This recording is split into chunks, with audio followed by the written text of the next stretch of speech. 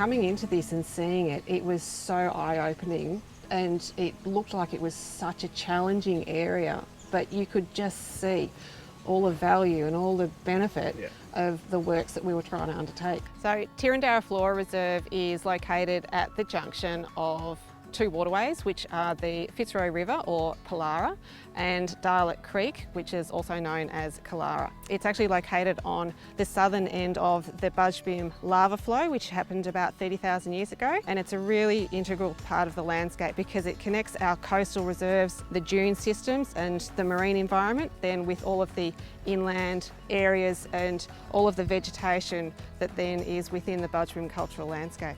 This reserve is really important both environmentally and culturally.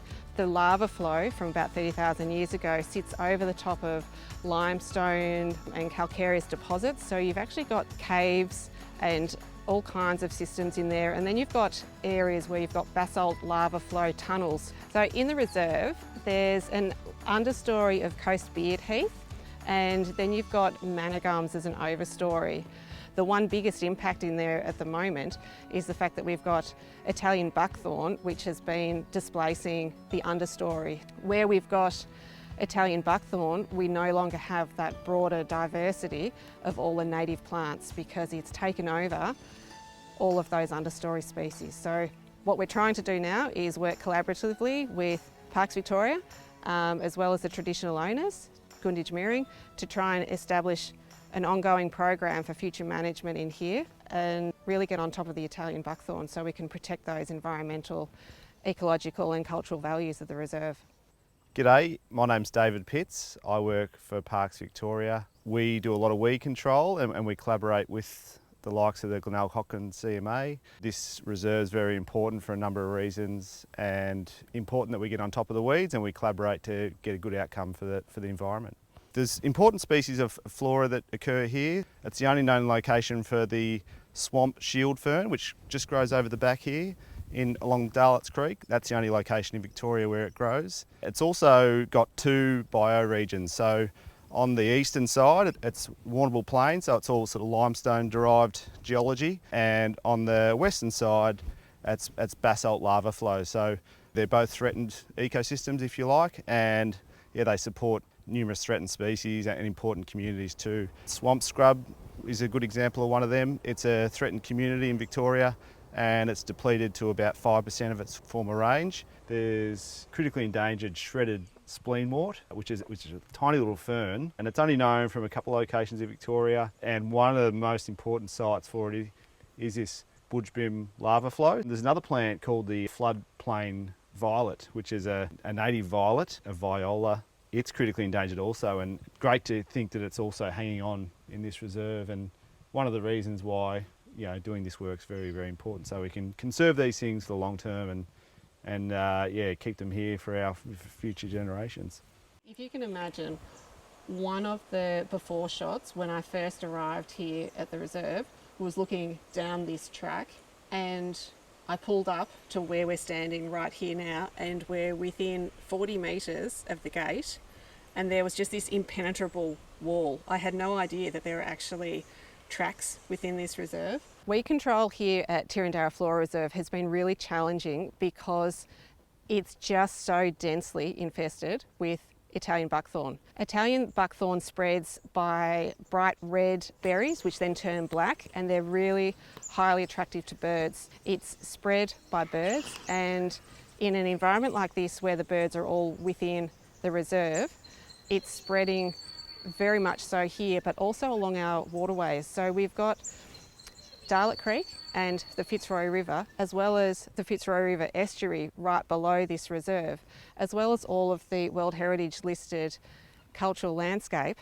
And we don't want the Italian buckthorn to be spreading any further than here. So the program that we've got currently going is really, really important to try and control that spread of Italian buckthorn so that we don't threaten our native values.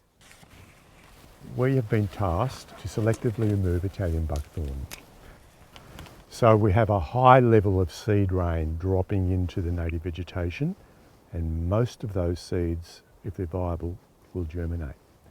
So the end result is we end up with dense, thickets of Italian buckthorn. And because we've got dense thickets, the Italian buckthorn reduces the amount of light penetrating the ground floor of the forest. It reduces the amount of water available to native plants, but importantly, it also secretes a compound that suppresses the germination of any other plant around it except its own. So we end up with a large plant, for example, with no native plants underneath it, but a skirt of 1,000 seedlings. The extent of the Italian buckthorn problem has meant that to reduce the impact, it cannot be done in 1 year. It's a long-term project. Our initial task was to develop a strategy to work out where the control works could be undertaken and how we would do that. Because of the extent of the invasion at Tyrendarra Flora Reserve, it was a little bit overwhelming. So we developed an approach where we worked from the best areas in the reserve, where there wasn't a lot of Italian buckthorn, and cleaned up those. These were often around the fringes of the reserve, and moved towards what we call the core infestations, where it was so dense that you could barely walk through it. So the methods we use to control Italian buckthorn in those situations need to be smart, and they need to be specific. We have 100 hectares of Italian buckthorn that needs to be controlled to some extent. So it needs to be time efficient, and we don't want to have to be going back to retreat the same plant. It needs to be able to, once we spray it or treat it, we need to know it's going to die. So we've developed a very special technique known as the basal banding technique, where we apply a band of herbicide around the base of the plant, and we use diesel as the carrier of the herbicide into the bark of the plant. So we don't have to treat the whole canopy. All we need to do is to find the main stem or stems and treat that. Just a narrow section with a small amount of herbicide, and providing we can get a complete band around the trunk, we know that that plant will die. In this way, we can selectively remove Italian buckthorn from a nearby coast beard heath or a wattle tree or a eucalypt. So we can get incredible selectivity that way. And we just repeat that over and over and over across this board on the reserve, and with time, we're able to push back Italian buckthorn. We adopt what we call integrated weed management. So the control of Italian buckthorn with herbicide is one component of that. We also need to incorporate competitive native vegetation that will help suppress any regeneration of Italian buckthorn. And importantly, because we're dealing with a landscape scale invasion, we can't not include fire as part of the mix and use fire as a tool to control elements of the Italian buckthorn invasion. And although adult plants are resistant to fire, fire will not kill the large plants. They'll only resprout from the base and make the problem worse. If the fire is sufficient intensity, it will kill the seedlings of Italian buckthorn, and there's a lot of them.